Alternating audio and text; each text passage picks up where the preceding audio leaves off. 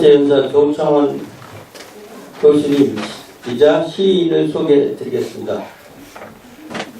1945년 서울 출생하셨고 서울대학교에서 국문학 박사를 하셨습니다. 시집으로는 허공으로의 도약, 권나무 아래, 키스자우, 마네킹과 천사, 수도원 가는 길, 피보다 붉은 오후 등이 있고 한국 시인협회상을 받으시고 한국 카톨릭 문학상, 경기도 문화상 등을 수상하셨습니다. 조창원 시인께서는 조병화 시인의 25시집 안개로 가는 길부터 제29시집 해가 뜨거지고 총 5권의 시집 중에서 주목할 만한 시편들을 골라서 해설해 주시겠습니다. 조창원 시인이 해설하시는 시를 낭송해 주실 송현주 시인님 소개합니다.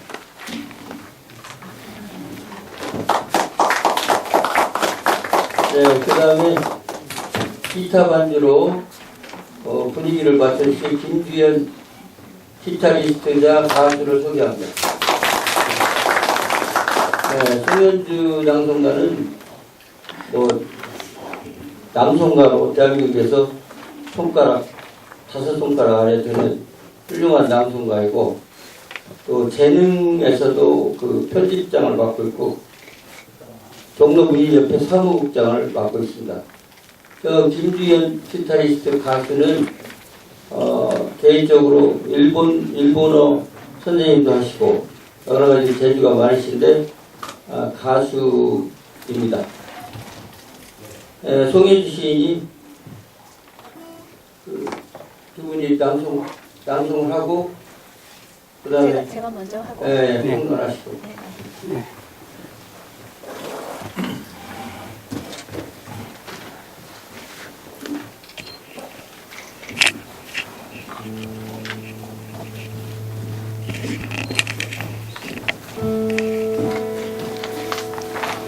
실내화.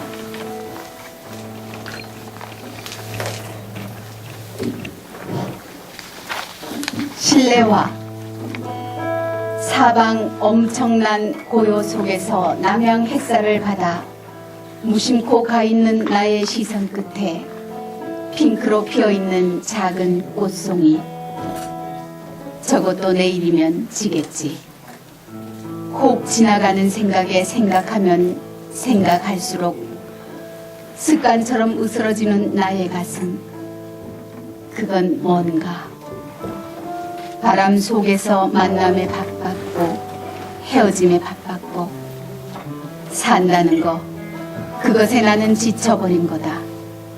스스로에게 낙오되는, 스스로에게 갇혀서 이 엄청난 햇빛 유리창 안에서 나는 내가 바라던 걸 모두 잃고 이 순간 꽃을 보고 있는 거 아닌가. 오, 꽃이여, 잔인한 화물이여, 소멸하는 휴식이여.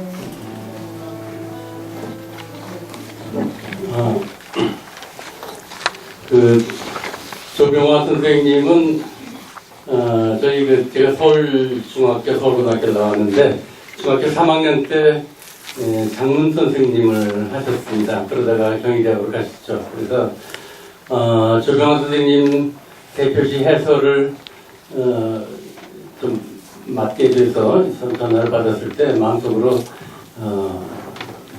영광이라고 생각을 했습니다. 조병화 선생님의 시는 전체적으로는 그 순수서정의 세계 안에서 특별히 그 고독 그리고 허무 뭐 이런 것들을 많이 노래를 하셨어요. 전부 다 그런 건 아니지만 워낙 다작이셔서 52권의 시집을 내셨지만 오늘 지금 방금 낭송한 시는 그 중에 25번째 시집에 실려있는 안개로 가는 길이라고 하는 제목의 시집에 실려있는 실내화라고 하는 시입니다.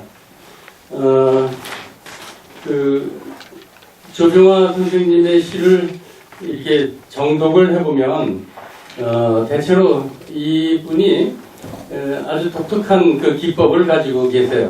말하자면 편안하게, 평이하게 일상생활 같은 얘기를 쭉 읊어 나가시는데, 그러면 뭐 그거 일기나 뭐 편지나 그 하루의 이야기를 그냥 하시는 거 아닌가 싶은데, 꼭 맨 끝에 가서 이렇게 탁 그 뒷덜미 치는 아주 암시적인, 상징적인 그런 한마디를 하셔서 여운을 남기는 그런 기법을 많이 사용을 하십니다.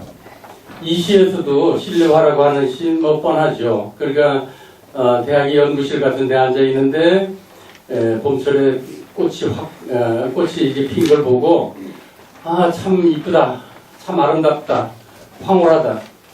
그런데 저것도 내일이면 지겠지. 참 동시에 허무하구나. 뭐 이런 생각을 하시는 겁니다. 그런 시를 쓰는 거에 뭐 흔한 일인데 그런 생각도 하기도 쉽고, 그런데 조병화 선생님의 시에 특히 그 실내화의 맨 마지막 걸 보면 오 꽃이여 잔인한 황홀이여 소멸하는 휴식이여, 뭐 이런 표현을 하고 계세요. 그게 이육사 같은 시인이 그 훌륭하다고 하는 것은 민족의 뭐 독립, 뭐 광복, 뭐 이런 걸 얘기하면서도 겨울은 강철로 된 무지개인가 보다, 뭐 이런 구절을 남기기 때문에 그런 거거든요. 겨울과 강철과 무지개와 같은 전혀 이질적인 그 이미지들을 느닷없이 끌어서 폭력적으로 결합시켜서 신선한 충격을 주는 것입니다. 일찍이 그 꽃을 황홀하다고 아름답다고 말하는 사람은 많습니다. 그러나 그 꽃을 그 꽃이 주는 아름다움의 황홀경을 잔인한 황홀이라고 표현하는 것은 조병화 시인이 사실 처음입니다. 또 휴식, 그 꽃의 아름다움을 보면서 황홀경을 느끼면서 마음의 너그러움과 휴한 고요함을 느끼는 것, 그렇죠. 그런데 소멸하는 휴식, 이런 표현을 쓰는 것은 조병화 선생의 시가 말하자면 그 전달에만 그 신경을 쓰시는 것이 아니라 그 안에 상당한 수준의 그 지적인 사색을 품고 있다 하는 말씀을 드릴 수가 있습니다. 예, 거기까지만 하겠습니다.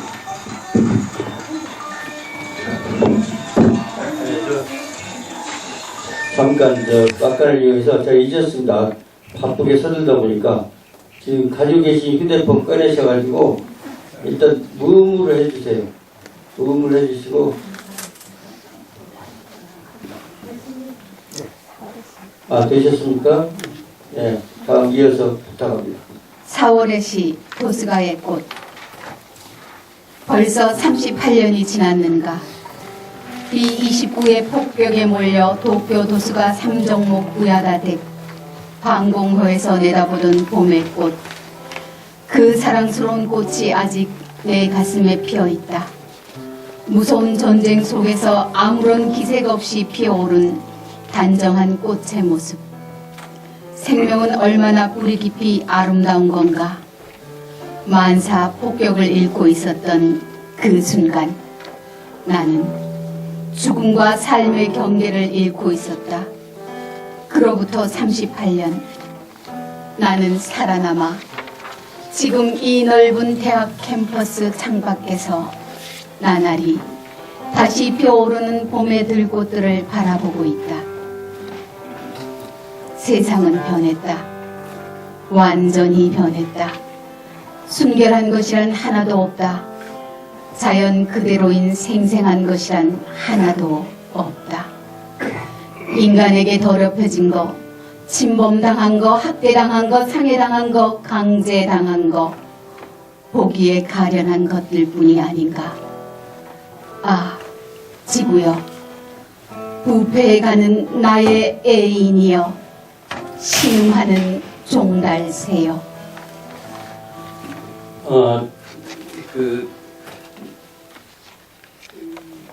너무 멋있게 읽으셔서 그냥 신음하는 종달새가 아니라 아마 전율하는 종달새입니다.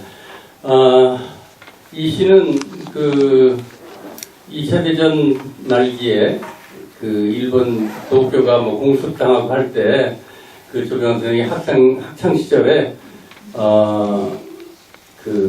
도쿄에 도스가라고 하는 곳에 삼정목 우야마라고 하는 사람의 집에서 방공호에 숨어가지고 폭격을 피하고 있을 때 폭격을 맞는 그 도시에 방공호에서 내다본 꽃 한 송이의 기억입니다.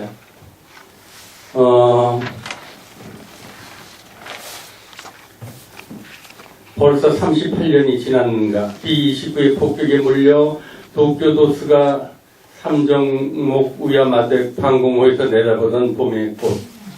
그 사랑스러운 꽃이 아직 내 가슴에 피어있다. 이렇게 시작됩니다. 그리고 중간에 보면 생명은 얼마나 뿌리 깊이 아름다운 건가.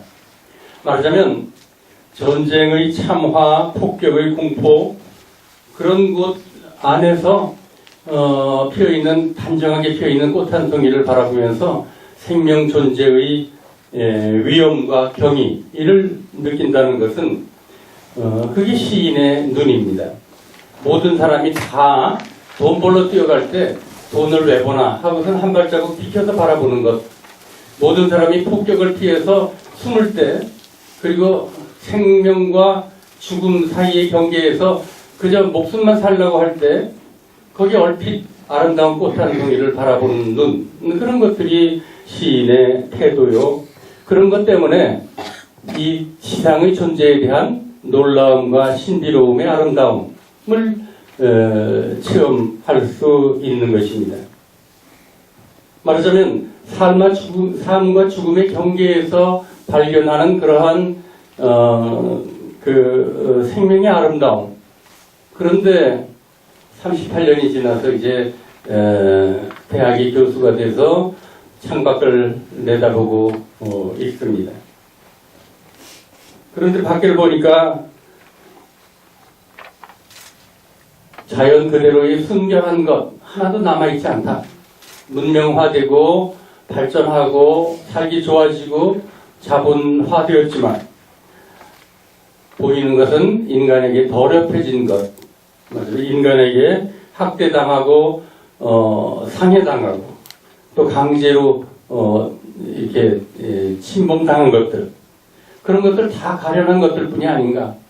말하자면 그 폭격 맞을 때의 꽃 한 송이 같은 것은 지금 어디 가서 찾는가라는 한탄이기도 합니다.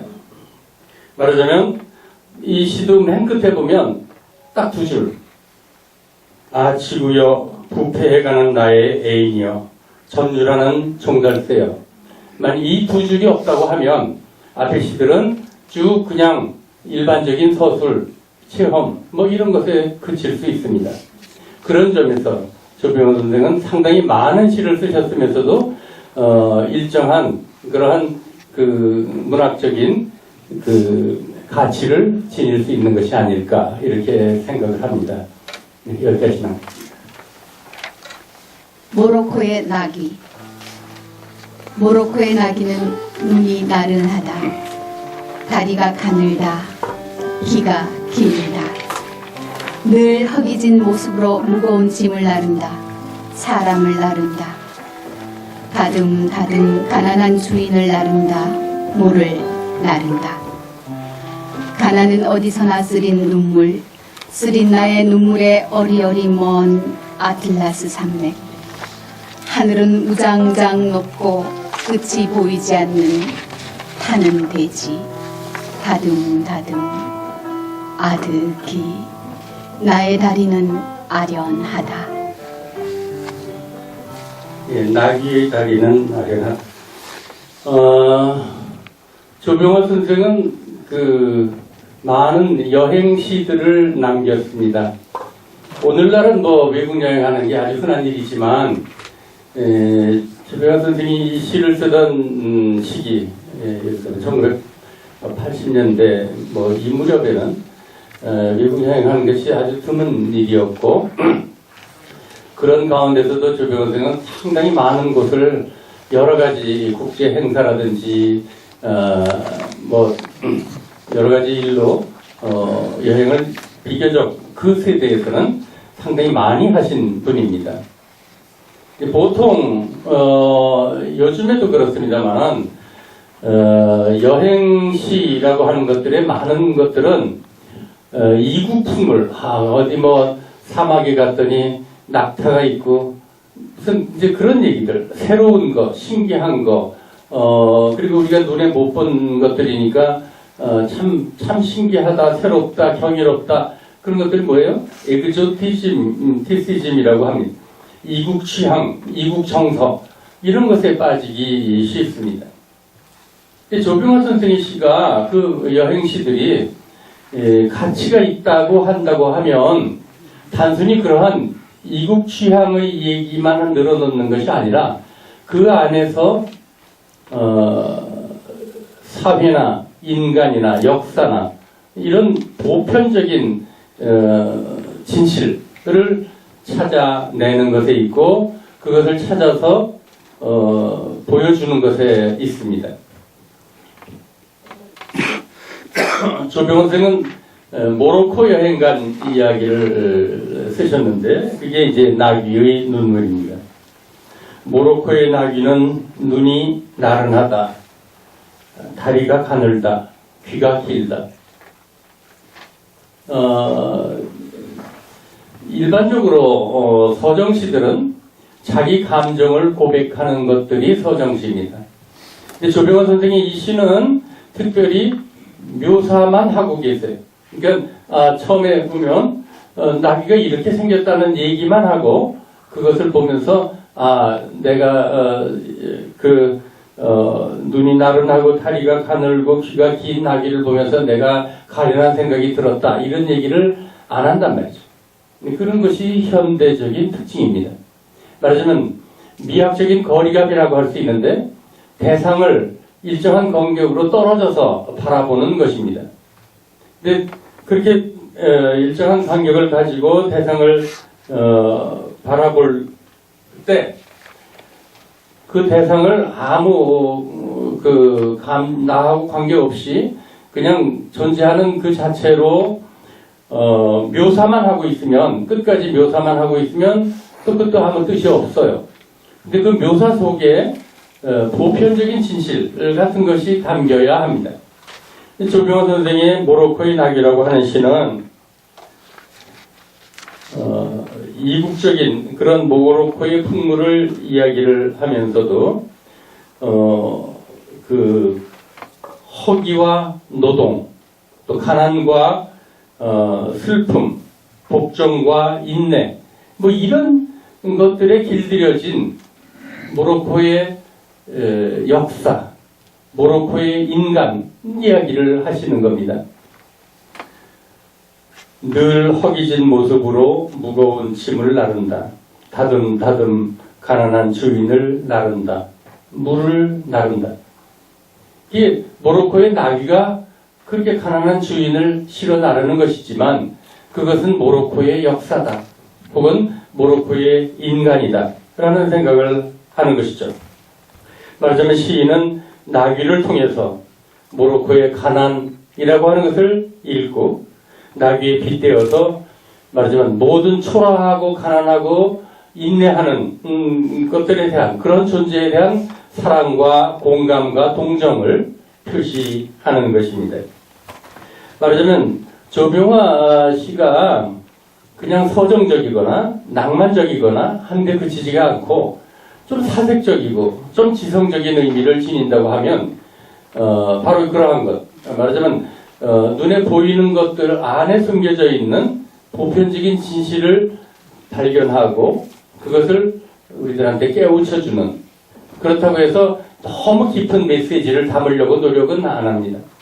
말하자면 시는 피곤하게 만드는 것이 아니기 때문에 그러나 그렇기 때문에 조병호 씨가 두 가지 특성을 지니죠. 하나는 대중적인 전달력 같은 걸 지니면서 단순히 그것이 이렇게 싸구려 떨어지지 않는 그러한 사색과 지성미 같은 것들도 지니고 있다 하는 것을 제가 말씀드리고 싶습니다. 네. 무지개. 전설의 고향처럼 축축한 하늘에 나타났다 사라지는 무지개. 순간 공포처럼 침묵이 엄습한다. 그걸 놀라움이랄까 아름다움이라 할까 무슨 섬뜩한 기별이라 할까 훅 나타났다. 후 사라진다. 첩첩한 검은 구름 너머로. 제가 맡은 것은 조병화 선생의 25시집부터 29시집까지 5권입니다. 그런데 지금 2권 한 후에 28시집은 소설 시집을 한 권 쓰셨어요. 강감찬 장군의 일대기를 중심으로 한 어두운 밤에도 별은 떠서라고 하는 시입니다.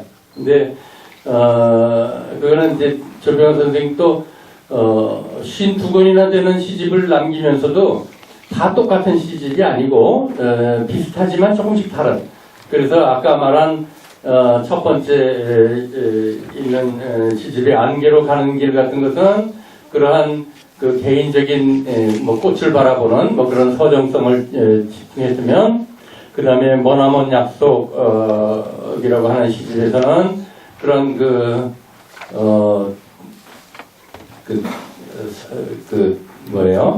모로코의 나귀 같은 그런 시고, 그 다음에 이제 아까 그 도스가 있고 보이는 그런 사회성이나 역사성 이런 것이고, 그 다음에 이제 나귀의 눈물 같은 건 여행시 같은 걸 중심으로 했고, 그리고 그 다음 시집에 어두운 밤에도 별은 떠서 이것은 민족의 자긍심을 노래한 서정시, 소사시를 쓰시기도 했어요. 말하자면 그렇게 50권이 넘는 시집을 다 똑같은 걸 냈으면 의미가 없죠. 거기에 이렇게 저렇게 서로 다른 색깔의 시집들을 쓰신 걸 보면 상당히 많은 다양한 실험과 노력을 하셨다는 것들도 알 수가 있습니다. 그런데 오늘 행사의 특성상 서사시는 읽으려면 너무 길기도 하고, 그리고 시간도 제한되어 있고, 그래서 29시집에서 2편을 짧은 시를 하도록 합니다.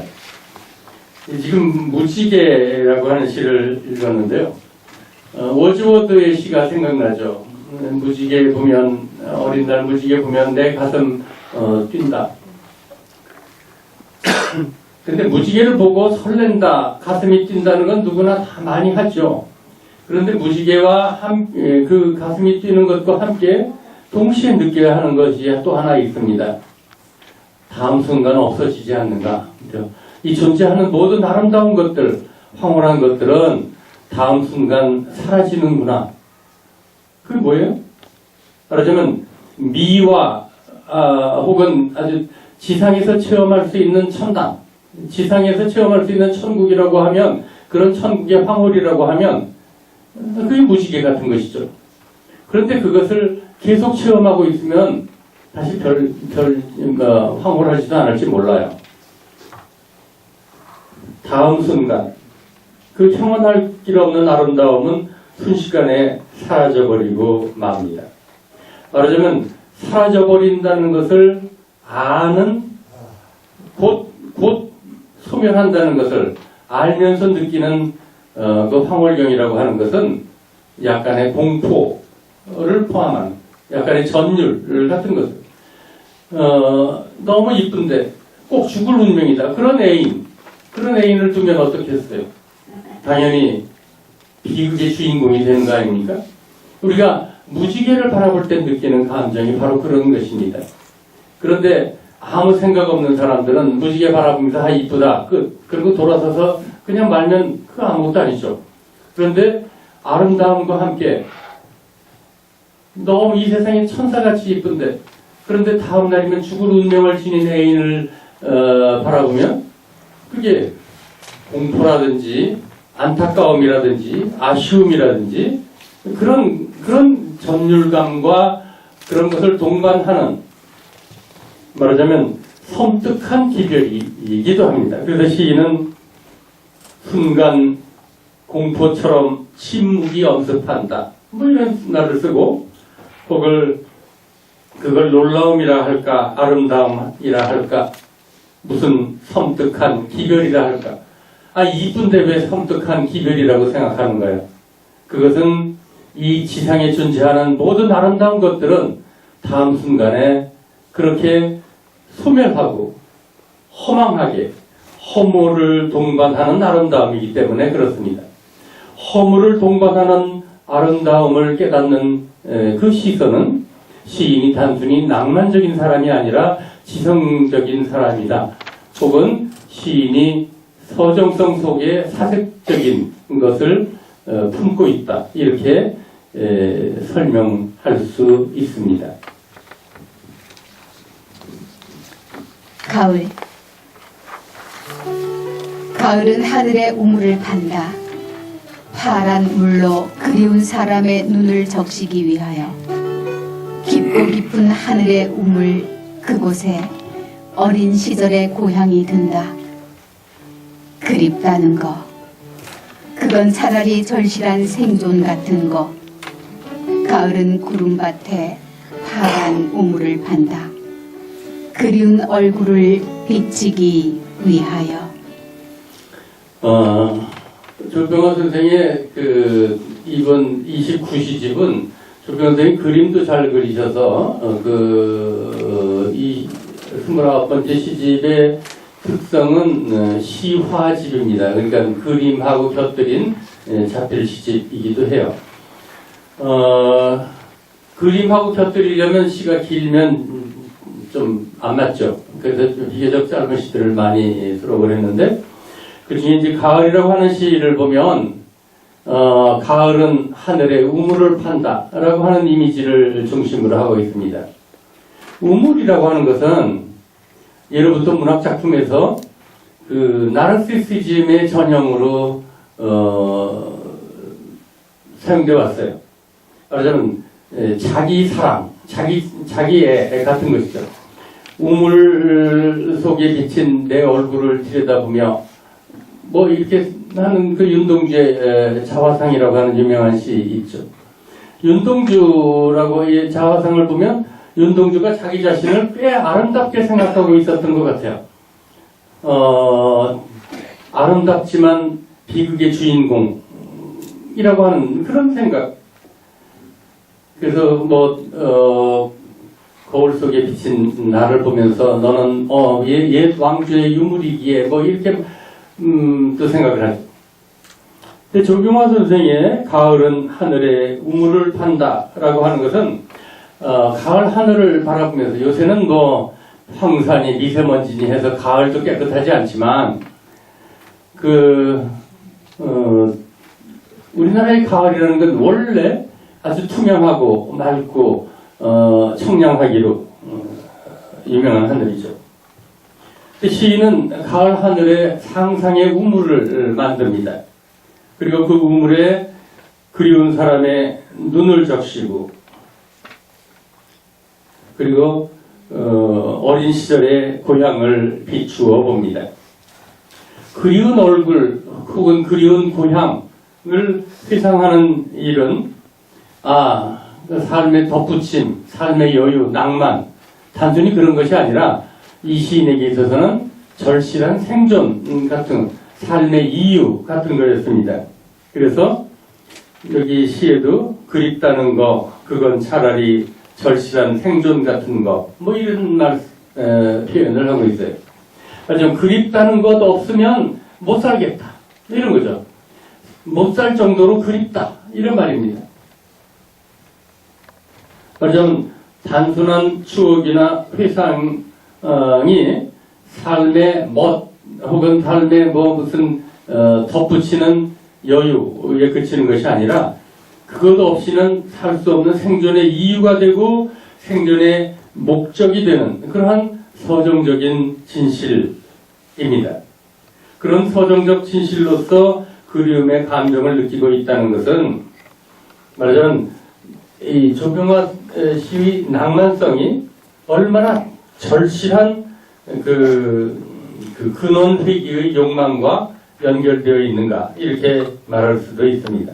말하자면 조병화 시의 그 원초적 사랑에 대한 향수 이런 것들이 윤현의 고향으로 나타나기도 하고 또 조병화 선생이 많이 썼던 그 어머니 이미지 오늘은 뭐 시간이 없어서 어머니에 관계되는 그 많은 시들을 설명을 못하겠습니다만은 그 어머니에 대한 시를 많이 쓰셨는데 그것도 결국 윤현에 대한 향수고 원초적인 그리움이고 그리고 조병화 선생은 특별한 종교를 안 가졌지만 어느 시에 보면 어머니는 내게 신앙과 같다 뭐 이렇게도 얘기를 하고 있습니다.